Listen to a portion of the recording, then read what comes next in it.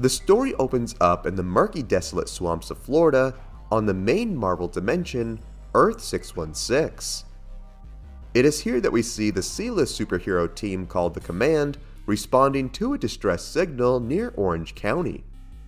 This rather colorful Suicide Squad-esque team consisted of the heroes such as the half-man, half-machine Siege, the Atlantean sorceress Jennifer Kale, the immortal 16th century warrior the Conquistador, and the alien space hippie called Aquarian. Tracking vital signs to a nearby cabin, the group came across a band of badly wounded, seemingly decomposed Florida residents. Seeing that there was a survivor, Siege went to help the woman, only to discover that this Florida woman indeed lived up to the title of being a Florida woman and was actually a zombie who took a huge chunk out of the dude's face. Seriously, Florida and Ohio are like the Silent Hill and Raccoon City of the US. Stay away from both locations at all times, folks. This all ended up being a huge ambush for the horrified heroes, as we see the likes of Conquistador get ripped apart by the swarms of zombies and Siege dragged into the murky waters by the merciless undead. As the remaining team members battle the zombies, we see their team leader hiding in the shadows waiting to strike. This ended up being a zombified, but still very talkative undead Deadpool, who jumped into the fray to help his hungry homies. The quick-moving mercenary then made his way to the powerful Aquarian, where he infected him with the virus. Using his power to stave off the infection from fully taking over, Aquarian blasted off one of Deadpool's arms to loosen his grip, and then worked in tandem with Jennifer Kale to launch the dude into a nearby swamp skiff, where they turned on the fan and blended Deadpool into a nice crimson protein smoothie. With the infection's power growing stronger, Aquarian went to comfort his comrade Jennifer, who was fully drenched in Deadpool guts. Crying in pain as he tried to keep his transformation at bay, Aquarian knew that the only way to protect his friends was to enter a mystic hibernation pod in an attempt to expel it. Just as Jennifer thought the nightmare was over, our poor girl was quickly proven wrong as the freshly zombified hand of Siege emerged from the swamp, grabbed her, and attempted to turn her into a tasty sorceress snack.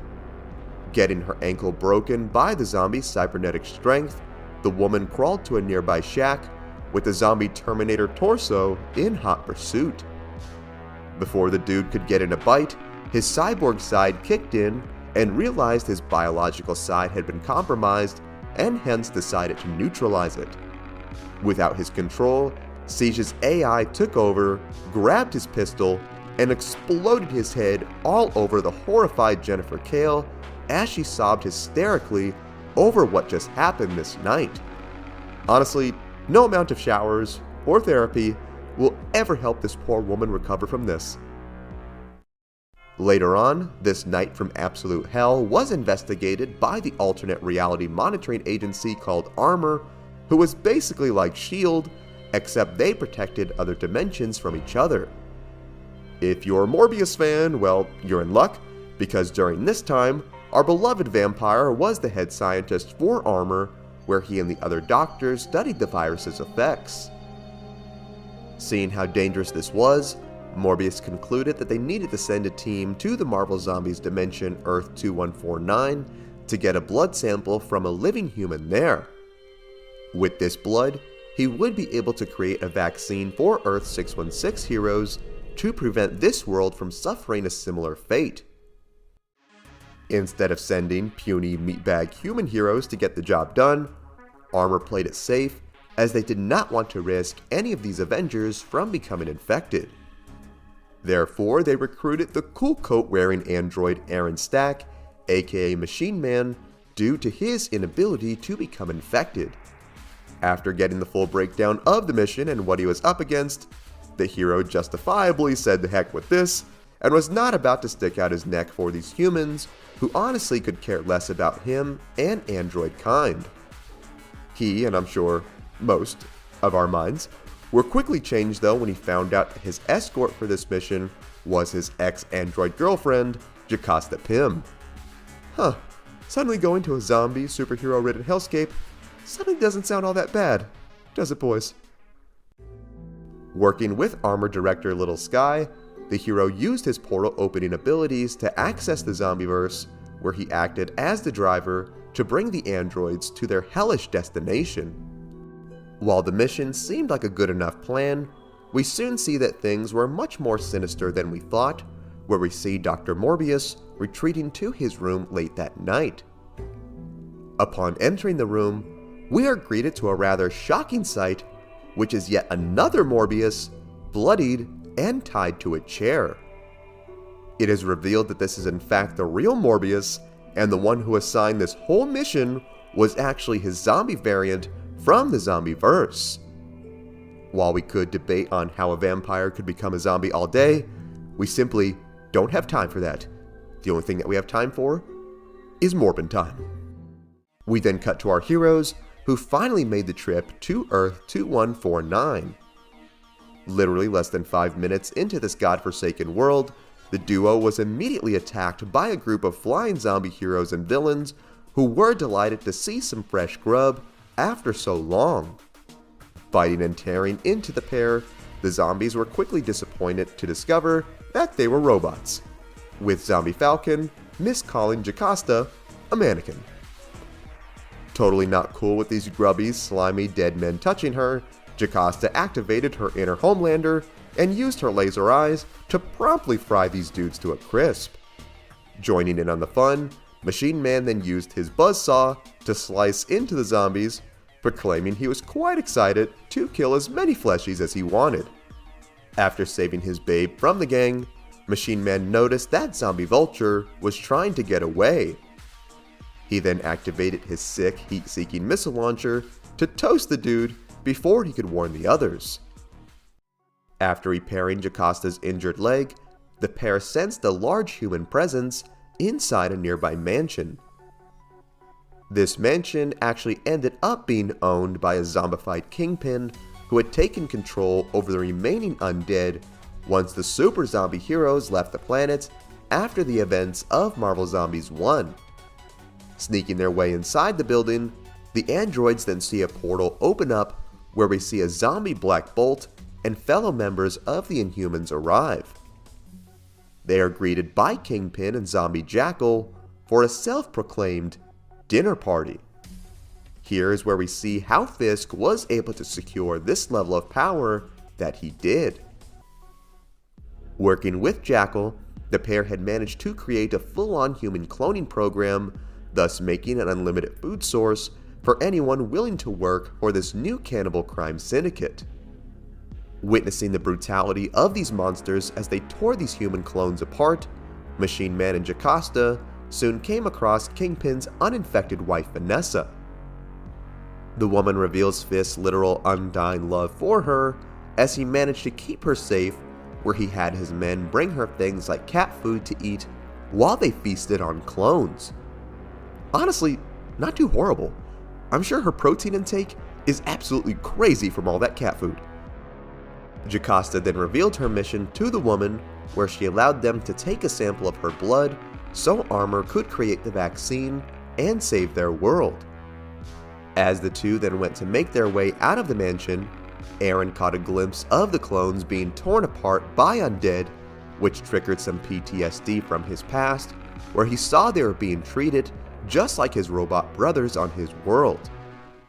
Totally not letting this slide, Machine Man told Jocasta to report back to Armor and get the sample to safety. He then activated his awesome-looking armed cannons as he leapt down into the demonic dinner feast as he blasted the hordes below. As the carnage went on inside the Zombieverse, we cut back to Earth 616 as we discover that our boy Zombie Morbius was an inside agent this whole time, and this whole vaccine mission was a giant ploy to mass manufacture the virus itself so the zombies could turn Earth 616 into another undead dimension. With Jocasta waiting for export and Machine Man going full Robo John Wick, the two were completely unaware of the Grand Master Plan. That is until Machine Man hit the zombies so hard that he fell through the floor of the mansion and stumbled across the remains of a zombie Doctor Strange meditating in a secret room. The hero witnessed the half-brain-dead magician projecting a window into another world, which just so happened to be the main Marvel dimension, Earth 616. It is here that Kingpin revealed himself, and in classic villain fashion, gave an extensive monologue of his plan to use Morbius to spread the gospel of the hunger virus to other realities. Thanking the big man for giving away his whole dastardly scheme, Machine Man went to blast the cannibal crime boss, only to be attacked by a zombified Medusa. Aaron then promptly blew her and her mutant weave to pieces, where he made his way outside and was met by a zombie Ghost Rider.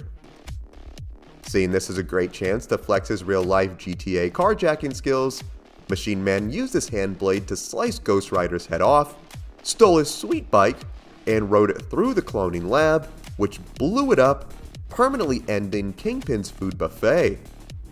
This may be one of the most underrated cool moments in all of Marvel history. Come on, give this guy a movie already. Infuriated, a rather smoky Wilson Fisk then ordered the undead speedsters at his disposal to chase after the droid so he could get revenge on what he had done. This then resulted in a full-on high-speed chase throughout the city, which eventually came to a fiery end after one of the zombies got caught up in the wheels of the motorcycle, where he of course got turned into a bloody tomato paste, which then resulted in a giant explosion that hurled Machine Man into the subway below, leaving his robotic body battered and torn. Back on Earth 616, one of the armor accountants was doing some research into Morbius's research and discovered that the numbers did not quite add up.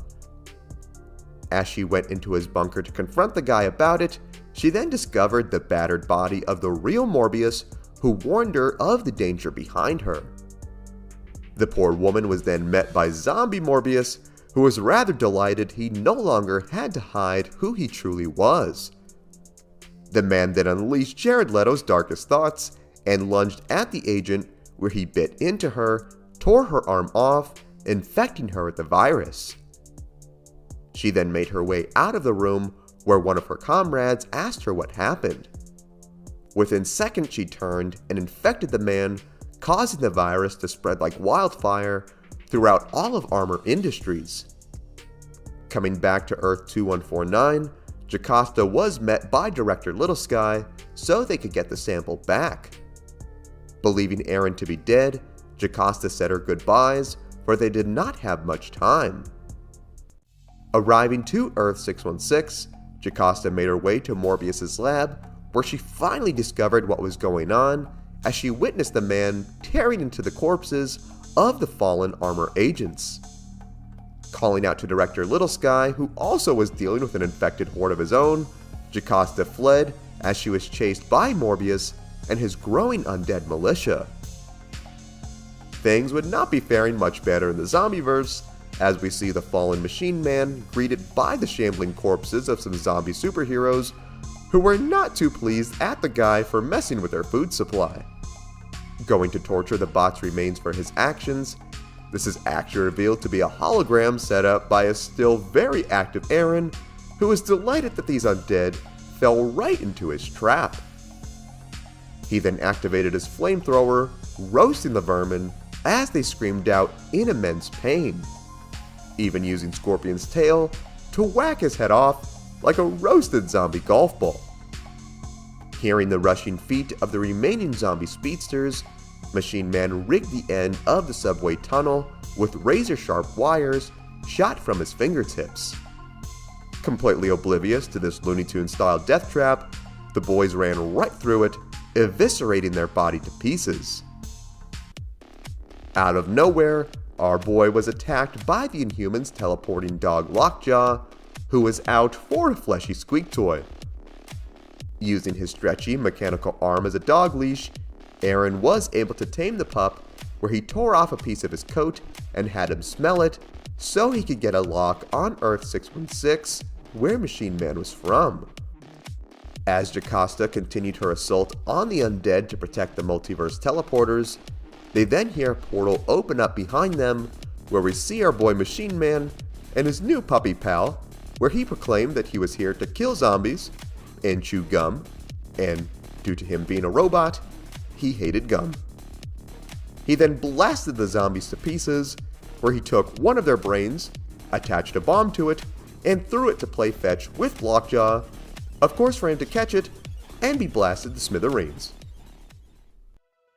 Just when Aaron thought he had secured the win, he was viciously struck from behind by zombie Morbius, who was not about to let an android get in the way of his cannibal plans. It is here that Morby possibly gives one of the worst and simultaneously best lines in comic history, where he proclaims that he was a vampire and a zombie, thus making him a Vambi, and that he could not be stopped. God, it's a shame that such Oscar-worthy dialogue is tucked away in this hidden gem of a comic.